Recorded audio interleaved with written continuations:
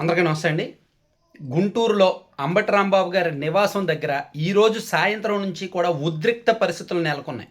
ఏ క్షణం ఏం జరుగుద్దో తెలియని పరిస్థితులు. అంబటి రాంబాబు గారు కనిపిస్తే ఏం చేస్తారో తెలియని పరిస్థితులు. తెలుగుదేశం పార్టీ కార్యకర్తలు వందలాది మంది, వేలాది మంది ఆయన ఇంటిని చుట్టుముట్టారు. ఆయన దొరికితే మాత్రం అది కొడతారా లేదా ఎక్కడి వరకు వెళ్తారనేది తెలియదు. పోలీసులు కూడా అదుపు చేసే పరిస్థితి లేదు. ఆల్రెడీ అంబటి రాంబాబు గారు కారును ధ్వంసం చేశారు, ఇంట్లోకి వెళ్ళారు, ఫర్నిచర్ ధ్వంసం చేశారు, బెడ్రూమ్కి వెళ్ళారు. అక్కడ పోలీసులు కనుక లేకపోతే ఇంటిని నేలమట్టం చేసేవాళ్ళు. ఒక రకంగా అంత కోపోద్రిక్తులై ఉన్నారనమాట. ఒక రకంగా తెలుగుదేశం పార్టీ శ్రేణులు ఇంత ఉగ్ర రూపంగా ఒక నాయకుడి మీదకు తమ రాజకీయ ప్రత్యర్థిగా ఉన్న వ్యక్తిని టీడీపీ వాళ్ళు రాజకీయ ప్రత్యర్థిగానే చూస్తారు. సో ప్రజా కోర్టులోనో లేదంటే వేరే రకంగా ఎదుర్కోవాలని చూస్తారు. కానీ ఇళ్ల మీదకి దాడులకు వెళ్ళే సంస్కృతి రాష్ట్ర రాజకీయాల్లో చాలా అరుదుగా ఉంటుంది. సాధారణంగా టీడీపీ ఇన్నాళ్ళ చరిత్రలో ఏ ఒక్క రాజకీయ ప్రత్యర్థి ఇంటికి కూడా దాడికి వెళ్ళిన సందర్భాలు లేవు. ఒకప్పుడు కొడాల నాని గారి ఇంటికో, వల్లభనేని వంశీ గారి ఇంటికో ఒకటి రెండు సందర్భాల్లో వెళ్ళారు. కానీ ఏదో క్షణికావేశంలో వెళ్ళి వచ్చేసారే తప్ప కాపు గాయలేదు. కానీ ఇప్పుడు కాపు కాస్తున్నారు. ఎందుకంటే చంద్రబాబు గారిని కొడాల నాని గారు కూడా దుర్భాషలాడారు, వల్లభనేని వంశీ గారు కూడా దుర్భాషలాడారు. దాన్ని మించి అంబటి రాంబాబు గారు చాలా దారుణంగా మాట్లాడారు. సో ఈ మాటలు తెలుగుదేశం పార్టీ సగటు కార్యకర్తలను అండ్ తెలుగుదేశం పార్టీ నాయకులను కోపోద్రిక్తులను చేశాయన్నమాట. నిజంగా అంబటి రాంబాబు గారు ఇంటెన్షనల్గానే ప్లాన్డ్గా మాట్లాడారేమో, చాలా ఇష్యూస్ డైవర్ట్ చేయడానికి అండ్ తన మీద సింపతి కోసం అండ్ తన పార్టీ మీద ఫోకస్ కోసం, తన పార్టీ రేపు పొద్దున్న ఏదో రాజకీయం చేయడానికి ఒక ఇష్యూ కావాలి. ఇప్పుడు తను కొట్టారనుకోండి, తన ఇంటిని ధ్వంసం చేశారనుకోండి, ఓ 3-4 రోజులు సాక్షిలో నారా లోకేష్ రెడ్ బుక్ రాజ్యాంగం అమలవుతోంది, రాష్ట్రంలో ప్రతిపక్షాలకు భద్రత లేదు, ప్రతిపక్ష నాయకులు ఇళ్లకు రక్షణ లేదు, పోలీసులు కూడా కాపలా కాస్తున్నారు, పోలీసులు కూడా ఏం చేయలేకపోతున్నారు, టీడీపీ గోండాలు దండెత్తేస్తున్నారని ఒక 4-5 రోజుల పాటు సాక్షిలో సిరీస్ రాసుకోవచ్చు. కానీ వాళ్ళు ఎందుకు అలా జరిగింది? ఎవరి ఇళ్ల మీదకి వెళ్ళని టీడీపీ వాళ్ళు అంబటి రాంబాబు గారి ఇంటి మీదకి ఎందుకు వచ్చారు? అంబటి రాంబాబు గారి మీద ఎందుకు దండెత్తారు? ఆయన నోటిదోల, ఆయన మాట్లాడిన మాటలు. సో అలా మాట్లాడొచ్చండి? ఒక చంద్రబాబు నాయుడు గారిని ఉద్దేశించి అలా మాట్లాడొచ్చా? అంత దారుణంగా, అంత పరుష పదజాలంతో మాట్లాడొచ్చా?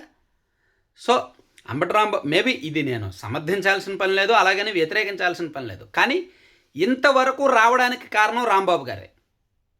ఈ స్థాయికి తెలుగుదేశం పార్టీ శ్రేణులు ఇంత కోపోద్రిక్తులు అవ్వడానికి కారణం, ఉగ్రరూపం చూపించడానికి కారణం అంబటి రాంబాబు గారే.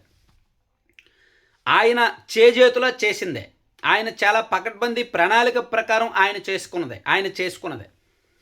రేపో ఎల్లుండో జగన్మోహన్ రెడ్డి గారు ప్రెస్ మీట్ పెడతారు. రాష్ట్రంలో ప్రతిపక్షాలకు భద్రత లేదు, పోలీసులు కూడా కాపు కాస్తున్నారు, వాళ్ళకే అండగా ఉంటున్నారు, సో మేము అధికారంలోకి వస్తాం, జగన్ 2.0 వస్తుంది, అప్పుడు ఎలా ఉంటుందో చూపిస్తాం అంటారు. అంటే శ్రేణులను రెచ్చగొడుతున్నారు, గొడవలకు ఉసిగొలుపుతున్నారు.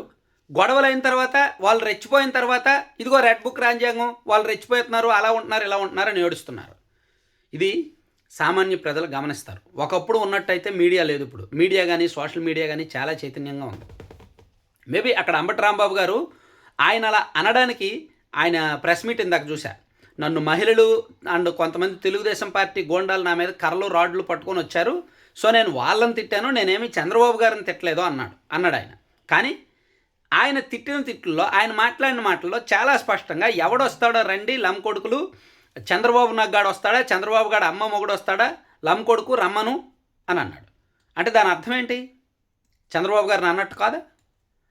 అంబటి రాంబాబు గారు న్యాయవాదేగా, ఆయన లీగల్ చదివాడుగా, న్యాయ విద్య చదివాడుగా, తెలీదా? ఇది ఎవరికంటారో తెలీదా? లీగల్గానే ఆయన దొరికాడు. కాకపోతే దీన్ని లీగల్గా ఫేస్ చేస్తే చాలా చిన్న కేసు, బెయిలబుల్ కేసు. చట్ట ప్రకారం దీన్ని ఫేస్ చేస్తే చాలా చిన్న కేసు. అందుకని వీళ్ళు చట్టానికి సంబంధం లేకుండా చూస్తున్నారు. అయితే ఒకటి కావాలని ఆయన రెచ్చగొట్టాలనుకున్నాడు, రెచ్చగొట్టాడు. సో దాని పర్యవసానాలు ఆయన ముందే ఊహించి ఉంటాడు, దాని ప్రతిఘటన ఆయన ముందే ఊహించి ఉంటాడు. నిజంగా పోలీసులు కనుక ఈరోజు అక్కడ లేకపోతే అంబటి రాంబాబు గారి ఇల్లు నేలమట్టం అయ్యేది. ఏం చేసేవాళ్ళో కూడా తెలియదు. సో మరి ఈ పరిస్థితి ఎంతవరకు ఉంటుంది? రేపు కూడా ఇదే పరిస్థితి ఉంటుందా? లేదు సైలెంట్ అవుతారా? లేదు ఇంకా వీళ్ళు రెచ్చగొట్టేలా కామెంట్ చేస్తారా? జోగి రమేష్ గారిని దాకా రెచ్చిపోయారు. మళ్ళీ నారా లోకేష్ గారిని పట్టుకొని లోకేష్ గాడు, చంద్రబాబు గాడు, అది ఇది అని అన్నారు జోగి రమేష్ గారు. ఇందాకే అంబటి రాంబాబు గారు మాట్లాడిన తర్వాత జోగి రమేష్ గారు మాట్లాడారు. కాకపోతే అంబటి రాంబాబు వ్యాఖ్యలు పెద్దవి కావడంతో చిన్న గీత పక్కన పెద్ద గీత పక్కన చిన్న గీత కనిపించదు అన్నట్టు అంబటి రాంబాబు గారు మాట్లాడిన బూతుల దగ్గర జోగి రమేష్ గారు మాట్లాడిన మాటలు కనిపించలా. అంటే వీళ్ళు కావాలని ఉద్దేశపూర్వకంగా పరుష పదజాలం వాడుతున్నారు, రెచ్చగొడుతున్నారు. వాళ్ళు రెచ్చిపోయి ఇళ్ళ మీదకి వస్తే లేదంటే కేసులు పెడితే, అంటే చట్టబద్ధంగా అయితే కేసులు పెట్టాలి, ఇల్లీగల్గా అయితే ఇళ్ళ మీదకి జనం వెళ్ళాలి. ఇళ్ళ మీదకి జనం వెళ్ళినా ప్రతిపక్షాలకు రక్షణ లేదంటారు. పోలీసులు పెట్టి కేసులు నమోదు చేస్తే కక్ష సాధింపు అంటారు. సో ఏదైనా సరే వాళ్ళ రాజకీయ ప్రయోజనం కోసం దాన్ని మలుపు తిప్పేలాగా ప్లాన్ చేసినట్టున్నారు. మొత్తానికి పెద్ద ప్లానింగే ఇది. Thank you. ఎంతవరకు వెళ్తుంది చూద్దాం.